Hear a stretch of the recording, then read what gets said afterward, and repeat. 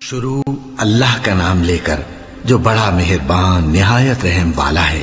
الف لام میم، یہ کتاب یعنی قرآن مجید، اس میں کچھ شک نہیں کہ اللہ کا کلام ہے، پرہیزگاروں کے لیے رہنما ہے، جو غیب پر ایمان لاتے اور آداب کے ساتھ نماز پڑھتے اور جو کچھ ہم نے ان کو عطا فرمایا ہے اس میں سے خرچ کرتے ہیں، اور جو کتاب اے پیغمبر تم پر نازل ہوئی اور جو کتابیں تم سے پہلے پیغمبروں پر نازل ہوئیں سب پر ایمان لاتے اور آخرت کا یقین رکھتے ہیں۔ یہی لوگ اپنے پروردگار کی طرف سے آئی ہوئی ہدایت پر ہیں اور یہی لوگ کامیاب ہیں۔ جو لوگ کافر ہیں انہیں تم نصیحت کرو یا نہ کرو ان کے لیے برابر ہے، وہ ایمان نہیں لانے کے۔ اللہ نے ان کے دلوں اور کانوں پر مہر لگا رکھی ہے اور ان کی آنکھوں پر پردہ پڑا ہوا ہے اور ان کے لیے بڑا عذاب تیار ہے۔ اور بعض لوگ ایسے ہیں جو کہتے ہیں کہ ہم اللہ پر اور روز آخر پر ایمان رکھتے ہیں، حالانکہ وہ ایمان نہیں رکھتے۔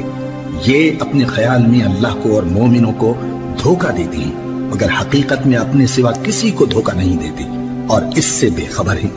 ان کے دلوں میں کفر کا مرض تھا، اللہ نے ان کا مرض اور زیادہ کر دیا اور ان کے جھوٹ بولنے کے سبب ان کو دکھ دینے والا عذاب ہوگا۔ اور جب ان سے کہا جاتا ہے کہ زمین میں فساد نہ ڈالو تو کہتے ہیں کہ ہم تو اصلاح کرنے والے ہیں۔ دیکھو یہ بلا شبہ مفسد ہیں لیکن خبر نہیں رکھتے۔ اور جب ان سے کہا جاتا ہے کہ جس طرح اور لوگ ایمان لے آئے تم بھی ایمان لے آؤ تو کہتے ہیں بھلا جس طرح بے وقوف ایمان لے آئے ہیں اسی طرح ہم بھی ایمان لے آئے۔ سن لو کہ یہی بے وقوف ہیں لیکن نہیں جانتے۔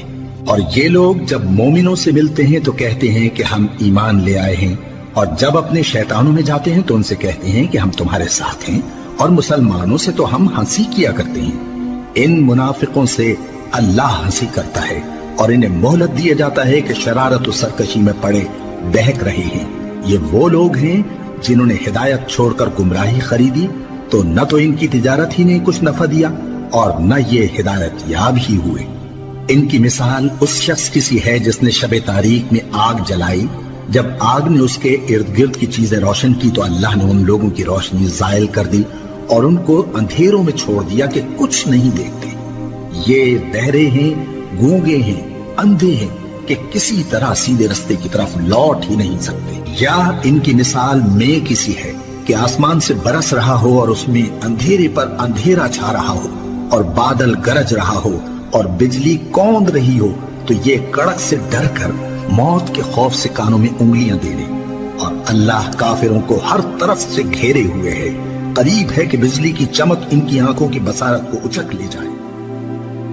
پھر اس سے بڑھ کر ظالم کون جو اللہ پر جھوٹ بولے اور سچی بات جب اس کے پاس پہنچ جائے تو اسے جھٹلائے۔ کیا جہنم میں کافروں کا ٹھکانہ نہیں ہے؟ اور جو شخص سچی بات لے کر آیا اور جس نے اس کی تصدیق کی وہی لوگ متقی ہیں۔ وہ جو چاہیں گے ان کے لیے ان کے پروردگار کے پاس موجود ہے، نیکوکاروں کا یہی بدلہ ہے، تاکہ اللہ ان سے برائیوں کو جو انہوں نے کی دور کر دے اور نیک کاموں کا جو وہ کرتے رہے ان کو بدلہ دے۔ کیا اللہ اپنے بندے کو کافی نہیں؟ اور اے نبی یہ تم کو ان لوگوں سے جو اللہ کے سوا ہیں یعنی غیر اللہ سے ڈراتے ہیں، اور جس کو اللہ گمراہ رہنے دے اسے کوئی ہدایت دینے والا نہیں، اور جس کو اللہ ہدایت دے اس کو کوئی گمراہ کرنے والا نہیں۔ اے محمد صلی اللہ علیہ وآلہ وسلم پر یہ کتاب نازل کی اور اس میں کسی طرح کی گجی اور پیچیدگی نہ رکھی، بلکہ سیدھی اور سلیس اتاری تاکہ لوگوں کو عذاب سخت سے جو اس کی طرف سے آنے والا ہے ڈرائے، اور مومنوں کو جو نیک عمل کرتے ہیں خوشخبری سنائے کہ ان کے لیے ان کے کاموں کا نیک بدلہ یعنی بہشت ہے جس میں وہ ہمیشہ رہیں گے، اور ان لوگوں کو بھی ڈرائے جو کہتے ہیں کہ اللہ نے کسی کو بیٹا بنا لیا ہے۔ ان کو اس بات کا کچھ بھی علم نہیں اور نہ ان کے باپ دادا ہی کو تھا۔ یہ بڑی سخت بات ہے جو ان کے منہ سے نکلتی ہے، اور کچھ شک نہیں کہ یہ جو کچھ کہتے ہیں محض جھوٹ ہے۔ اے پیغمبر اگر یہ اس کلام پر ایمان نہ لائیں تو شاید تم ان کے پیچھے رنج کر کر کے اپنے تئیں ہلاک کر دو گے۔ جو چیز زمین پر ہے ہم نے اس کو زمین کے لیے زینت بنایا ہے تاکہ لوگوں کی آزمائش کریں کہ ان میں کون اچھے عمل کرنے والا ہے۔